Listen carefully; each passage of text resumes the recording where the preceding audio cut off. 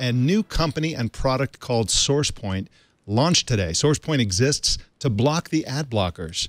Robert Cookson is the digital media correspondent for the Financial Times and joins us to talk about it. Welcome to you, Robert. Hi, Mike. Now, how does Sourcepoint work exactly? What is Sourcepoint and how does it work? Well, its mission is, as you say, it's to block the ad blockers. It's to provide online publishers with a powerful new weapon to get their revenues back up to where they'd be if a significant proportion of their users weren't blocking their ads. Its exact technology is a bit of a secret sauce, but essentially, as I understand it, they provide tools that will bundle up the ads with the main content of a site and serve it all via the same computer server of a publisher in a way that if a blocker blocks it, they'll block everything. So the blockers can't disentangle the ads from the main editorial content. And who is behind Sourcepoint? So there's a guy called Ben Barocas who's behind it. He's one of the real big guns in the advertising technology world. He sold his previous business, AdMeld, to Google for $400 million and worked at Google for a few years before leaving about a year ago to set up Sourcepoint. He's assembled a kind of crack squad of guys from all the big ad tech companies, AppNexus, DoubleClick, LiveRail, and so on. And it looks pretty serious. They've also raised $10 million of financing from some big names in the venture capital world. So this looks like the first really, really serious and credible attempt to fight back against blockers. One of the things that I'm really interested in here is that he's been in a variety of interviews, Cookson has been talking about the idea that when you go to a web-supported site, there's a transaction that takes place. There's a deal, an implicit deal that you get this content for free, and in exchange, we're going to throw ads at you. But if you don't want to see the ads, maybe we'll make another deal. That's the part of this that I think is really interesting. Can you talk about what they're talking about in terms of alternatives to ads for the audience and also for publishers?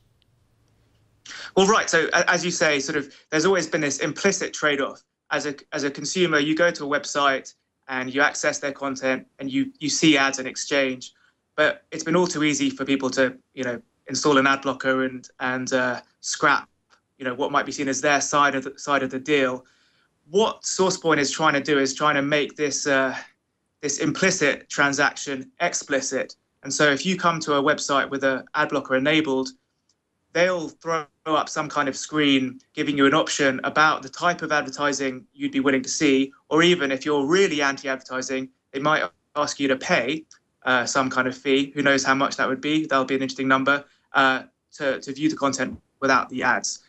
Exactly what this will look like, how much customization will be on offer is yet to be determined because publishers haven't started rolling it out. Who knows how interested publishers will be? Will consumers like this type of thing, or will they think, screw it, I'm just going to leave this site altogether? But essentially, they're trying to bring more of a kind of back and forth relationship between the viewer of a website and the publisher. Ad blockers have been around for years now, and I'm always surprised by how few people that I know in my circles actually use them. And I've been hearing for a long time from the publishing industry that this is a serious threat, but it seems like we haven't quite gotten to the point of it being as big a threat as I thought it would be. Do you know where we are in the state of the industry in terms of how much revenue is being lost by publishers because people are using ad blockers? It's very hard to put very hard numbers on it. There are some estimates out there that as of last year, about 140 million people were using ad blockers. That's only about 5% of the online population. So it's still a niche phenomenon, but it is widely seen as rising very fast. And if you go to, you talk to publishers with sites that have a young male tech-savvy demographic, so video game websites, for instance, they see huge proportions of their users using ad blockers, up to about 50%, which clearly has an enormous impact on their ability to survive.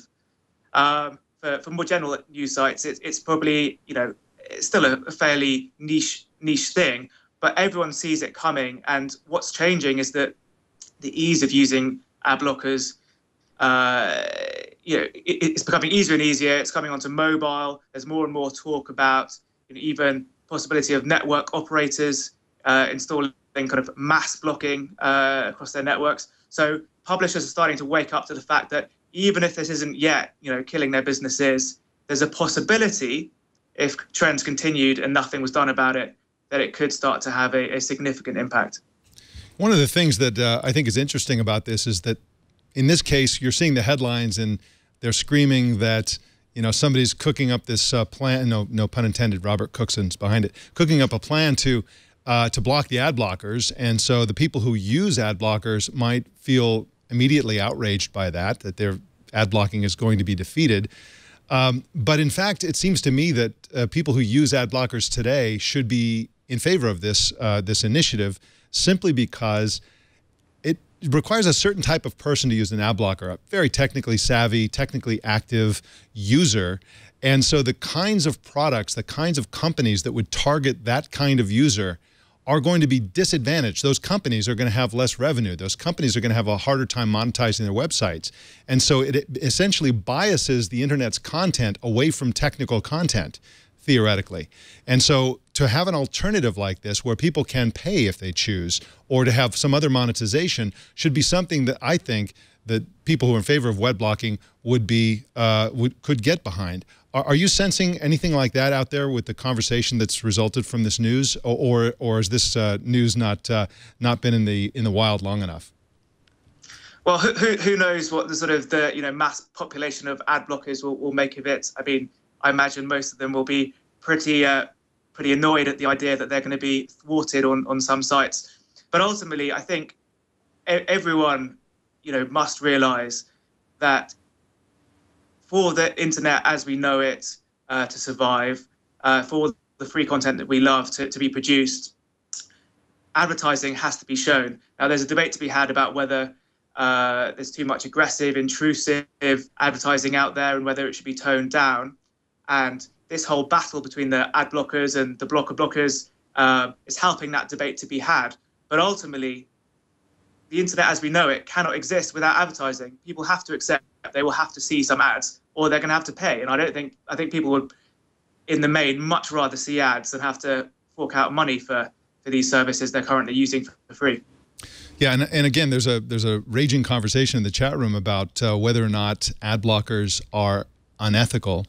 And my personal view is that, ad blockers are not unethical, but I do think that advertising itself is an ethical form, theoretically, of monetization, simply because the internet is global, and advertising makes content free, which means people who couldn't afford to pay for that content or that information or those services get that stuff for free. And as soon as you put up a $5 a month charge for something, well, you're creating a digital divide. There's a huge swath of the world's population that just could not afford to pay $5 a month. And so that's my own view on it. I just hope that, I see this kind of constructive, it seems to me constructive initiative to figure out the problem rather than just have this battle between the ad blockers and the advertisers continue without there actually being a conversation behind it about how to monetize the content that we all enjoy.